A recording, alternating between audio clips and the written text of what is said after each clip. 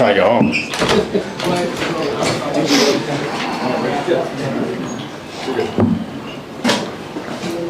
Jamal, Michael just said that you told him after the game, man, Nikola is really good, which he believed to be a large understatement. What stood out to you about the way Nikola played tonight and some of the impressive finishing in particular? I mean, if you watch the game, you know what I'm talking about. He had 40. He missed 7 shots on the Defensive Player of the Year, and I felt like he had 50. So whenever he's gets going like that, you just kind of let him dictate the way the game's going to go. Do you kind of feel like he's capable of sort of adapting throughout the course of a series to whatever the different coverages, different matchups might be on him? It seems like there's kind of a trend of this over several years at this point. For sure. I mean, there's nothing much to say. Yeah, for sure. I was gonna ask you. I can hear you. Feel like that's a quality of yours as well, and maybe something. Thank you, Brandon. Yeah, look at you being a nice guy, man. Look at you. Do you feel like the cerebral part of your game too? Maybe that's underrated as the series goes on. You can figure out tough defense. I mean, yeah, I think it's just every series, every game is just so different. So it's not. I don't really look at the stats in the playoffs. Obviously, if you get it going, you get it going. But like every game is different, and me kind of playing off ball and taking whoever's on me, that basically has no coverage. So I mean, all the action is going on, and there's less help because of it. And I'm just trying to give whatever the team needs. If Jokic got it going, there's no need for me to force anything. There's no need for me to make something up at any of us. So I felt like tonight I was just being whatever the team needed. I feel like if we need defense, I was trying to do my best and not turn it over. Just make the right reads, not force. The main thing was just not forcing anything. If Jokic's scoring like that, there's no need to do anything special. So I felt like tonight I was just trying to control the tempo, if that makes sense. Pick my spots, went to a drive, knowing that they're collapsing, all that stuff. So, but I appreciate you. Jamal, you go into halftime with a 6-point lead, and they immediately come out and try to hit you guys with a little. That's what they're supposed to do. Exactly, but you guys immediately responded right after that. That's what we're supposed to do. So, just how much of that timeout was just a kind of a settle down moment? That's all it was, just to lock back in. I think the way they came out, just aggressive. They came out talking and hyping themselves up, and I think once we called the timeout, we did the same, and we were able to kind of take control of the game from there on out. So. Yeah, it was a great timeout, and nothing crazy. It was just we just locked back in.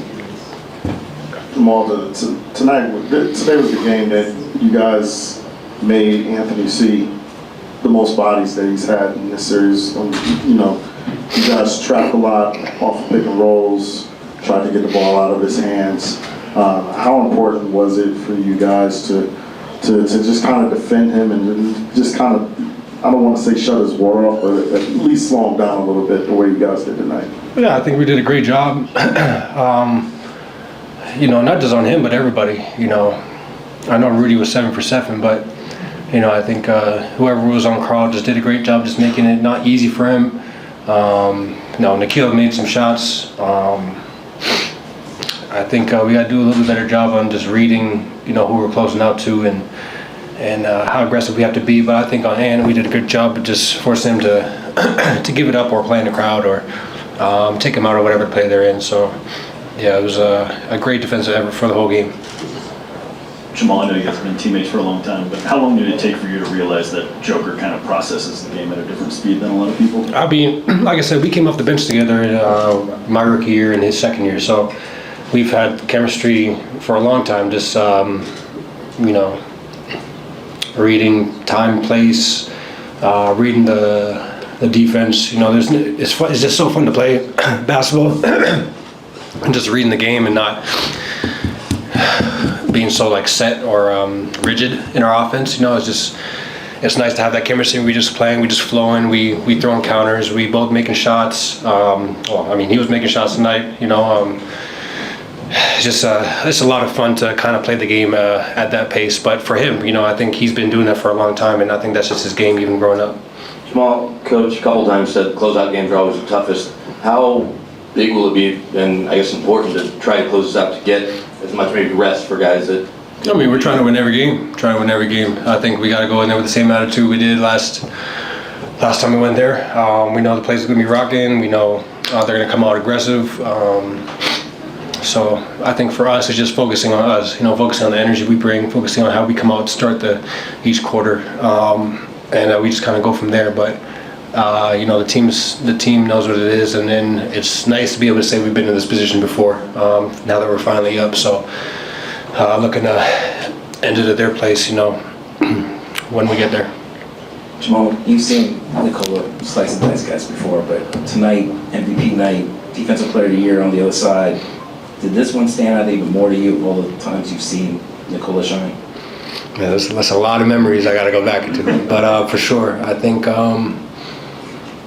it goes for anybody, but when he gets it going, and he's throwing that stupid one-legged, one arm behind the backboard, I'm just going back on defense, you know what I'm saying? So, he's amazing just the way he picks apart the game and reads the game and teammates. Can't say enough about Big Fella. Obviously, getting the trophy tonight probably motivated him a little bit. Just being at home, it was a lot of fun. The place was rocking, and he kind of felt the energy, and definitely had it going. So, the game plan was just giving the ball, and we'll figure it out. Jamal, I saw that you are going to be the season athlete for 2K. They announced that today. Really? Yeah, did you not know that? No, I didn't. You just joking? No, I'm not. 2K announced that earlier today. Season Goodness. 7 with you on the cover. I know maybe they haven't fixed your jump shot yet. Man, so slow. I don't shoot that slow, bro. I know. But I know you're a big gamer, so how cool is that for you? Like every time you return on the game for the next month or so, you're going to be on there. That's a great question. I think, I've been playing 2K my whole life. I think since I played the one with Iverson on it. I forget which one that was. It was either 1 or 3, and then one of my favorites was 2K5 with Ben Wallace. 2K11, 2K13, I could go down the line, but that's a game I've been playing for a long time, and it's just cool to see yourself like that, because when you get to the league, everyone's like, oh, do you play with yourself in 2K? I'm like, hell yeah, I play with myself in 2K. And only me, you know what I'm saying? We're just going 2-man game the whole time, so it's a lot of fun. That's obviously a blessing and a sort of a dream come true, if that makes sense. You told us in LA that one of your projects was helping Christian Braun get ready. Are you a proud vet right now watching his last 2 games? Yeah, man, but I'm not gonna get too happy.